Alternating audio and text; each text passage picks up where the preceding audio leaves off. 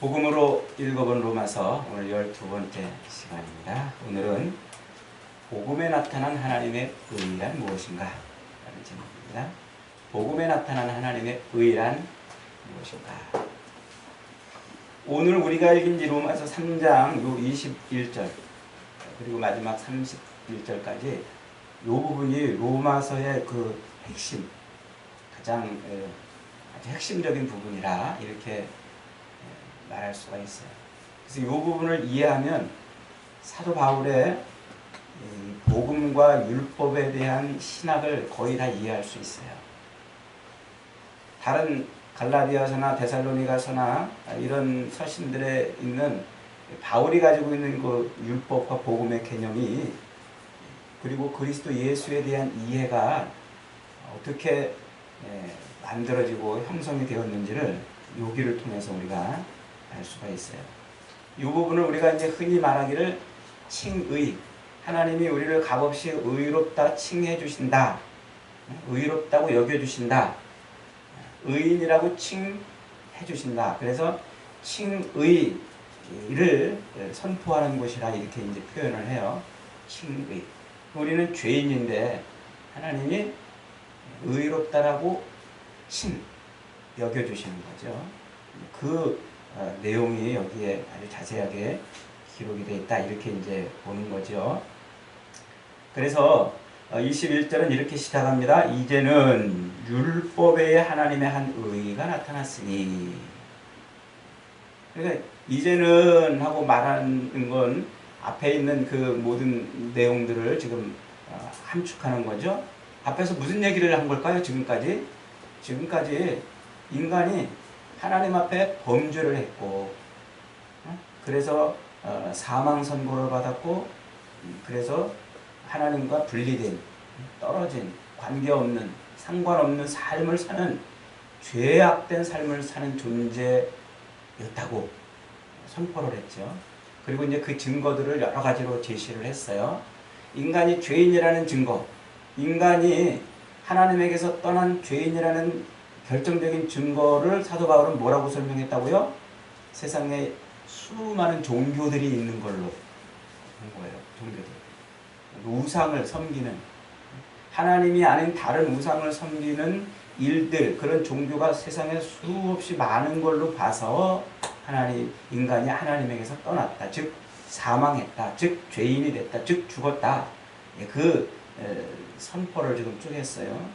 그리고서 이제 하나님께서 그 죄인을 구원하시기 위해서 한 나라를 선택을 하셨는데, 그 나라가 이스라엘이라는 나라라고 그랬죠. 그래서 그 이스라엘에게 하나님이 뭘 주셨다고 그랬어요?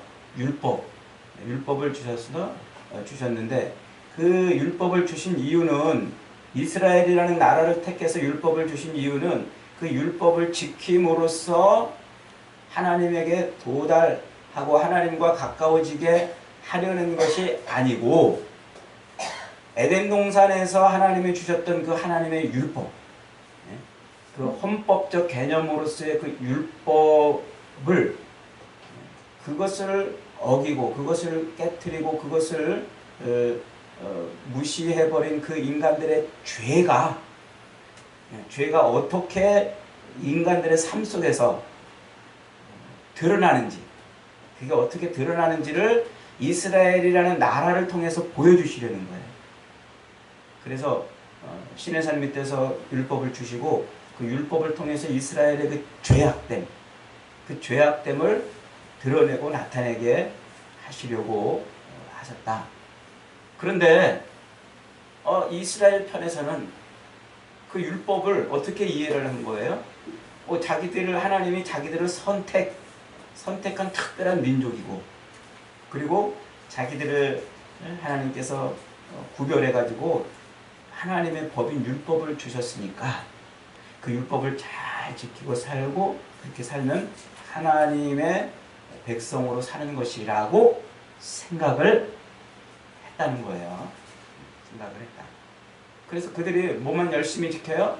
율법만 열심히 지켰는데, 그 율법을 지킨 그 행위 자체가 얼마나 죄악되고 얼마나 미련하고 안타까운 그런 삶이었냐?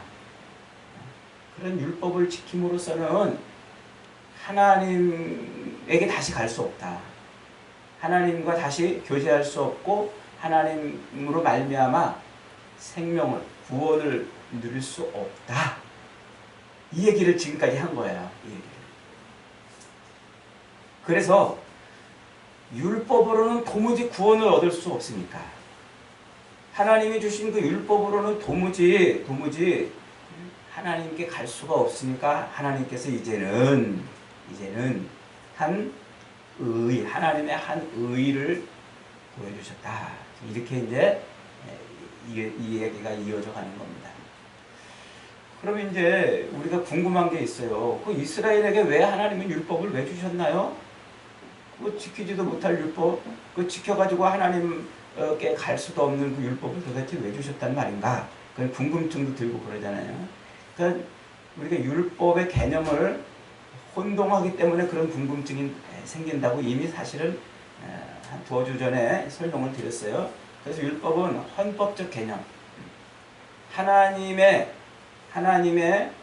주권, 그 주권을 인정하며 사는 것, 우리가 하나님의 통치와 하나님의 주권을 붙들고 사는 것이 우리 인생의 삶이구나 하는 것을 깨닫게 해주는 것이 율법이라고 그랬죠. 그런데 이스라엘 백성들은 어떻게 한다고 그랬어요? 그것을, 그 계명을 지킴으로써 하나님의 백성으로 살 수 있다고 생각했다는 거예요. 제가 이것을 좀 더 여러분에게 쉽게 설명하려고 곰곰이 생각을 해봤어요. 이걸 도대체 어떻게 하면은 쉽게 이해가 되나. 그러다가 제가 최근에 이 뉴스에 보니까 요즘에 아동학대 뉴스가 많이 나오잖아요. 아동학대. 그래서 그 뉴스를 보다가 제가 번뜩 아이디어가 떠올랐어요. 이 적절한 예화가 될는지는 모르겠는데 한번 들어보세요. 요즘에 뭐 아동학대가 이제 많이 일어나는데 주로 이제 아동학대들이 일어나는 가정들을 보면은 이혼했다가 다시 재결합하면서 내 친자식들이 아닌 이런 아이들이 이제 그 가정에서 문제들이 이제 생기는 것 같아요. 근데 이게 오늘날에만 갑자기 일어난 문제가 아니에요. 사실 옛날부터 우리나라에 그런 문제들이 사실 많았나 봐요. 대표적인 그런 것을 우리에게 가르쳐주는 우리나라 전래 동화가 하나 있더라고요. 콩쥐팥쥐. 그죠?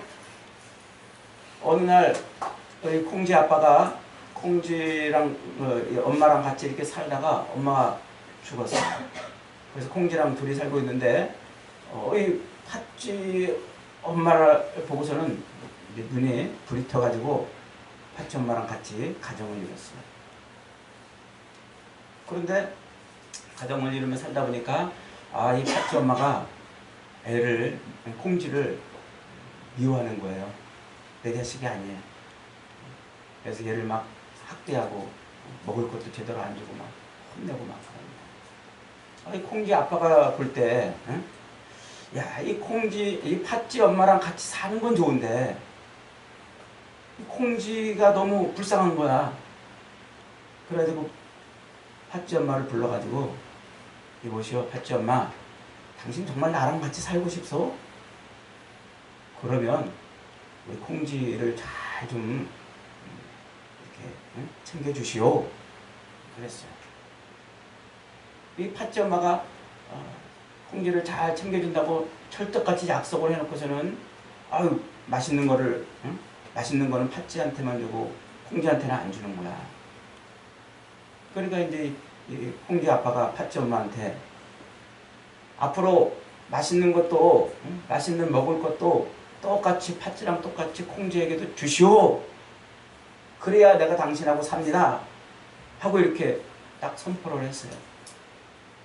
그러니까 할 수 없이 팥쥐 엄마는 팥쥐랑 똑같이 콩쥐에게 맛있는 걸 이렇게 줬어요. 그런데 그 맛있는 것만 주지 용돈도 하나도 안 주는 거야. 콩쥐 아빠가 또 불러가지고 이보시오. 아니 당신 딸만 딸이요? 콩쥐도 우리 딸이니까 앞으로 용돈도 좀 주시오. 그러니까 할 수 없이 또 팥쥐 엄마가 콩쥐에게 용돈을 주라고 그러니까 용돈을 또 이렇게 줬어요. 그런데 매일 100원밖에 안 줘. 1,000원씩 줘야 되는데 또 불러가지고 이보시오, 1,000원씩 주시오. 그러니까 또 할 수 없이 1,000원씩 또 줍니다. 근데 또 가만히 보니까 팥쥐는 아주 이쁜 옷을 많이 사주는데 콩쥐는 또 안 사주는 거야. 용돈은 주는데 옷은 안 사줘. 그래서 옷이 맨날 누더기 같지. 그래서 또 이제 팥쥐 엄마를 불러가지고 이보시오, 앞으로는 옷도 매일 똑같이 사주도록 하시오. 또 팥쥐 엄마는 또 콩쥐에게 매일 똑같이 옷도 사줘요. 또 보니까 이 콩쥐에게는 또 신발도 안 사주네. 그래 또 불러가지고 신발도 사주시오. 그러니까 할 수 없이 또 신발을 또 사줘요. 그러니까 이 팥쥐 엄마는 콩쥐를 진짜 친딸처럼 사랑해서 이 아이를 위해가지고 이 아이를 잘 챙겨주려고 하는 게 아니라 뭐 때문에 하는 거예요? 콩쥐 아빠가 시키는 계명, 법, 그 법을 하나 둘 주니까 그 법대로 사는 거야. 법을. 뭐가 또 부족하면 이보시오, 이렇게도 하시오. 그럼 또 그걸 또 해. 그거 이상 안 해. 뭐가 또 부족하면 이보시오, 왜 이건 안 하시오? 이렇게 하시오. 그러면 또 그건 겨우 해. 그거 이상은 또 안 해. 그러니까 팥쥐에게는 모든 것을 다 해주는데 하라고 하는 계명이 없어도, 명령이 없어도 팥쥐에게는 다 챙겨주면서 콩쥐에게는 하라는 것만 하는 거야. 하라는 것만 하고, 또 부족하면 또 하라는 것만 하고, 그 하라는 것만 하고. 그 콩쥐 아빠가 하라는 것을 시키는 것대로 한다고 해서 팥쥐 엄마가 콩쥐를 지금 막 사랑하고 있는 겁니까? 아니에요. 그 시키는 걸 다 한다고 그래가지고, 그런다고 그래가지고 콩쥐와 아주 한 가족으로 행복하고 즐겁게 살 수 있는 걸까요? 아니겠죠. 겨우 하라는 것만 겨우겨우 하는 거예요. 그 이상은 아무것도 안 해요. 그러다가 어느 날 보니까 팥쥐는 매일 아주 그냥 뭐 거품 목욕을 시켜주고 몸에서 향기가 날 정도로 그렇게 깨끗하게 씻기고 그러는데 이 콩쥐는 한 번도 씻기질 않는 거야. 그러니까 아빠가 불러가지고 이보시오, 이 당신 딸인데 이렇게 함부로 대해서 되겠어? 이 아이도 좀 목욕 좀 시켜주시오. 할 수 없이 또 그 명령하니까 명령대로 또 목욕을 시켜줬어요.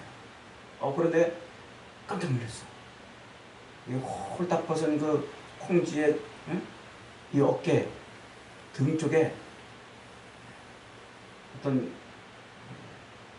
흉터가 하나 있는데, 상처 자국이 하나 있는데 그걸 보고 깜짝 놀랐어요. 어릴 때 이 아이를 막 낳자마자 잃어버린 자기 딸 상처랑 너무 똑같은 거야. 꼭 그 자리에 그 모양 그 흉터가 있는 거야. 얼른 팥쥐 엄마가 콩쥐 아빠한테 가가지고 여보, 당신 나랑 결혼하기 전에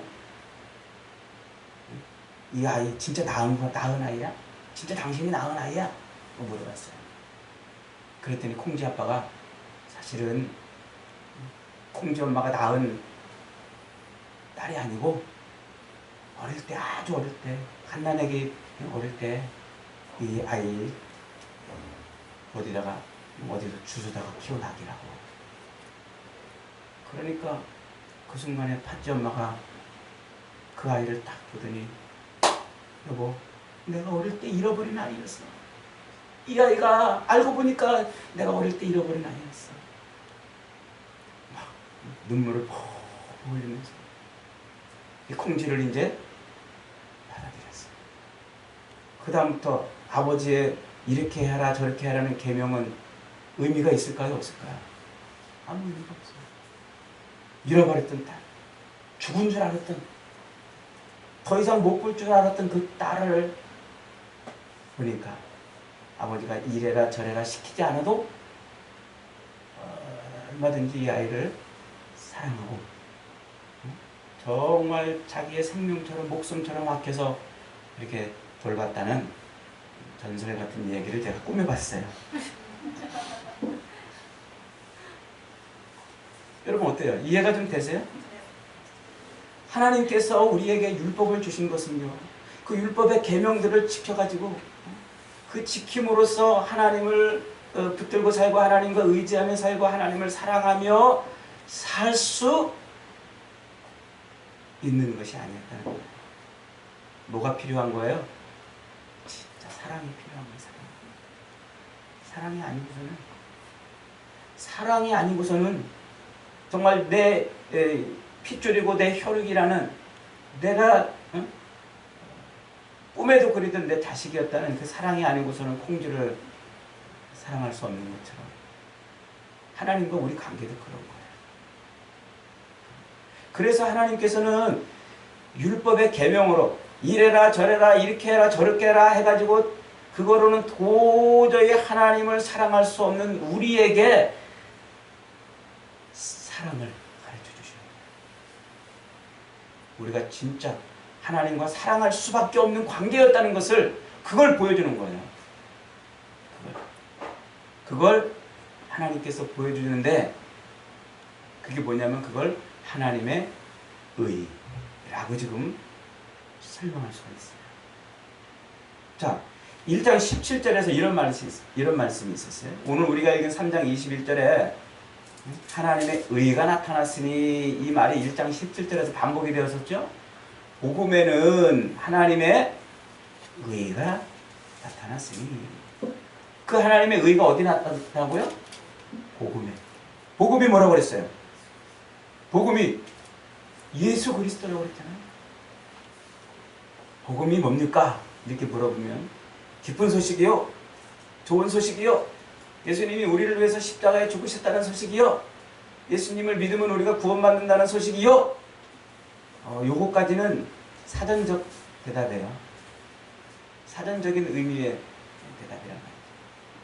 복음의 진짜 의미는 그리스도 예수님이 십자가에 죽으셨다 부활하신 것이 나를 위한 것이라는 그 사실을 말하는 것이 복음이라 그랬잖아요. 그러니까 복음이라는 말은 예수 그리스도의 십자가 죽으신 것 부활이란 말이에요. 그 복음에 뭐가 나타났다고요? 하나님의 의가 나타났다 그랬어요. 하나님의 의가. 이 나타났다라는 말이 굉장히 중요한 말이에요. 나타났다. 오늘 3장 21절에 지금 뭐라고 말하고 있습니까? 율법에 하나님의 한 의가 나타났으니 율법과 선지자들에게 증거를 받은 것이다. 이 나타났다라는 말은요, 나타났다는 말은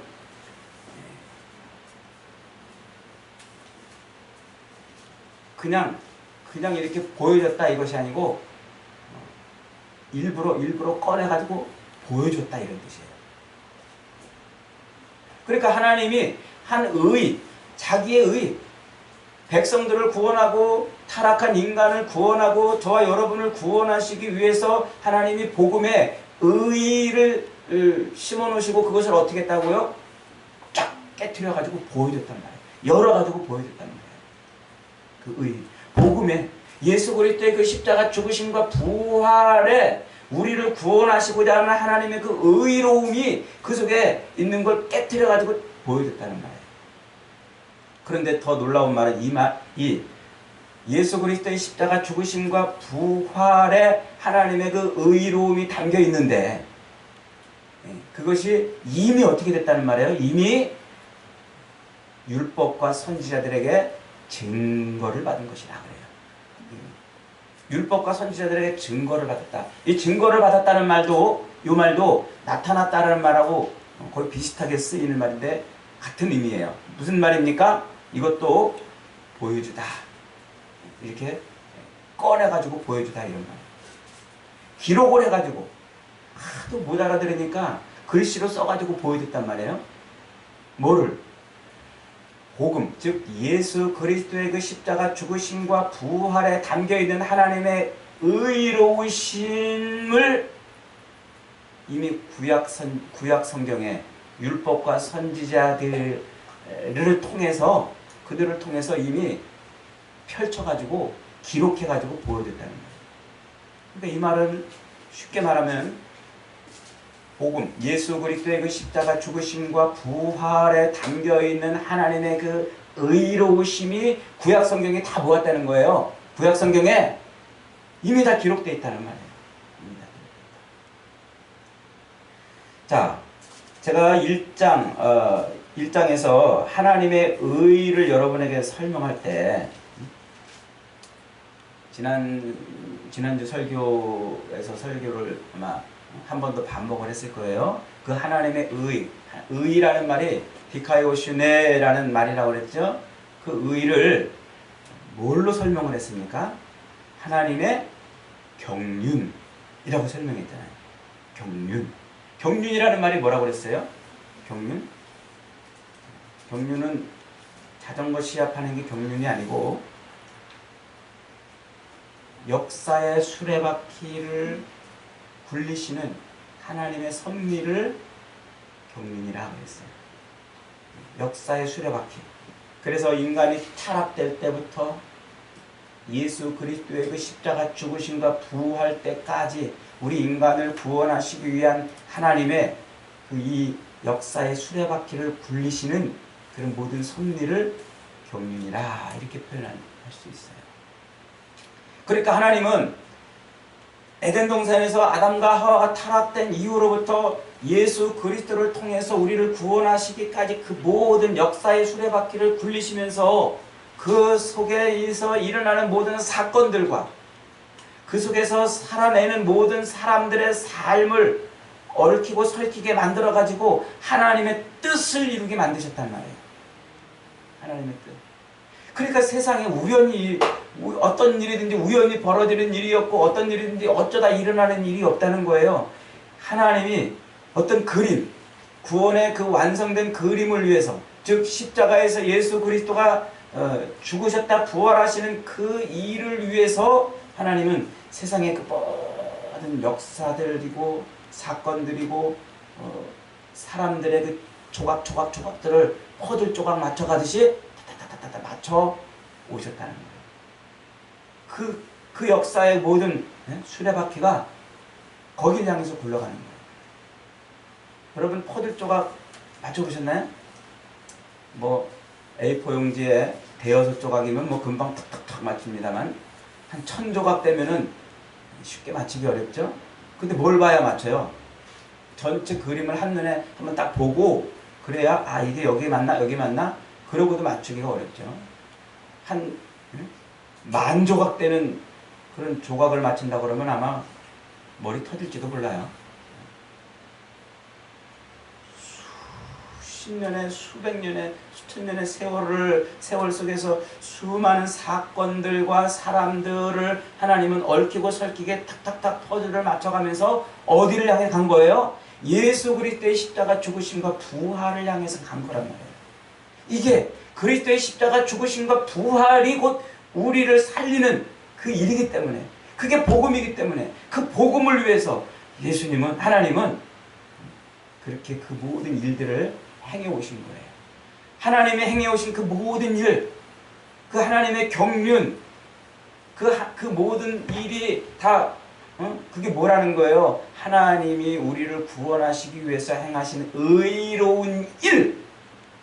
그래서 그것을 하나님의 의라 이렇게 표현하고 있는 거예요. 하나님의 의. 그러니까 아담의 타락부터 먹으면 정령 죽으리라는 그 명령을 어기고서 먹음으로 말미암아 죽어버렸잖아요. 그 인간이 죽었다는 것을 보여주고 상징하는 행위로서 에덴 동산에서 쫓겨나갔단 말이에요. 하나님에게서 분리됐단 말이에요. 그래서 그 타락된, 그 죽어버린 인간을 구원하시기 위한 하나님의 계획이, 경륜, 하나님의 모든 역사의 수레바퀴를 돌리는 그 경륜으로 이어져서 예수 그리스도를 십자가에서 매달아 죽이시고 부활시키는 그 일을 이루시기 위해서 행해오신 일이란 말이에요. 이게 하나님의 일, 이게 하나님의 섭리고 일이고, 이것이 우리를 구원하시기 위한 하나님의 의로운 행위란 말이에요. 의로운 행위. 그래서 그걸 하나님의 의라 이렇게 표현합니다. 이 복음에 그게 담겨 있는 거예요. 예수 그리스도의 십자가 죽으심에 그게 담겨, 그 모든 것이 다 담겨 있는 거예요. 모든 것이. 이미 하나님께서는 율법과 선지자들을 통해서 그걸 수없이 보여줬잖아요. 수없이. 그래서 구약 성경이 결국은 누구를 예표하고 누구를 예언하고 있다고 그랬어요? 그리스도 예수님을 예언하고 있잖아요. 예수님이 처녀의 몸으로 잉태할 것도, 그가 우리를 대신해서 목숨을 내어 줄 것도, 그것을 구약 성경은 계속 그것을 예표해줬다는 거예요. 그거를 오늘 3장 21절에 증거를 받았으니 라는 단어로 지금 설명하고 있는 거예요. 보여줬다는 말이에요. 이렇게 펼쳐가지고 기록해가지고 우리에게 보여줬단 말이에요. 그러니까 구약의 모든 역사, 아담이 에덴 동산에서 타락한 이후부터 예수 그리스도의 십자가 죽으심과 부활에 이르기까지 그 모든 시간의 수레바퀴는 어디를 향해 가는 거예요? 이 그리스도 예수의 십자가 죽으심과 부활을 통한 구원으로, 거기를 향해서 가는 거예요. 거기에 집중되는 거예요. 자, 그럼 구약 성경에서 하나님께서 공을 들여가지고 우리를 구원하시기 위해서 공 들여가지고 행하신 일이 뭡니까? 그 일이 예루살렘 그 성전 맞은편에 골고다 언덕에 예수님의 십자가가 서는 일이에요.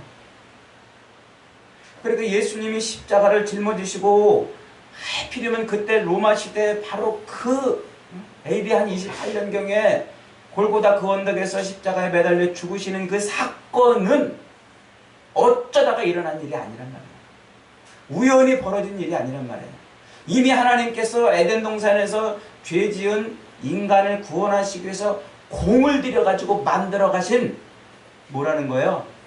의로운 행위. 하나님의 작품이란 말이에요. 의로운 행위. 자, 이 하나님의 구원 계획이 이제 에덴 동산에서 쫓겨난 인류들을 구원하시기 위한 구원 계획이 본격적으로 시작되는 것이 어디서부터 시작이 됩니까? 아브라함을 부르시는 걸로부터 시작이 돼요. 아브라함을 불러요. 그리고 아브라함에게 100세의 아들을 주세요. 지난주 설명했죠? 아브라함에게 100세의 아들을 주셨다는 것은 하나님이 하나님의 백성들을 모으는데 100% 하나님의 작품이란 말이에요. 아브라함에게 100세의 아들을 줬다는 것은 하나님의 나라 백성이 되는 것은, 우리가 하나님 나라 백성이 되는 것은 우리의 노력과 조건과 힘으로 되는 게 아니라 하나님의 전적인 하나님의 역사하심이란 말이에요. 그걸 이삭을 통해서 상징적으로 보여준다고 그랬죠.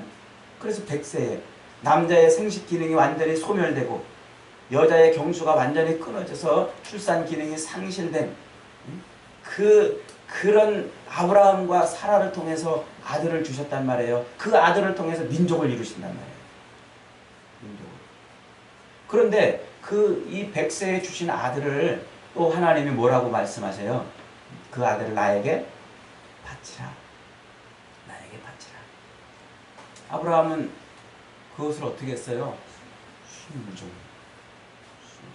그래서 100세에 얻은 아들, 정말 눈에 넣어도 아프지 않을 그런 아들을 끌고 어디로 올라갑니까? 모리아산으로 올라가요. 모리아산. 사흘길을 걸어서 모리아산 꼭대기에 올라갑니다. 그 꼭대기에 올라가서 그 아들을 번제물로 잡아서 죽이려고 하는 순간 하나님이 아브라함의 팔을 잡으세요.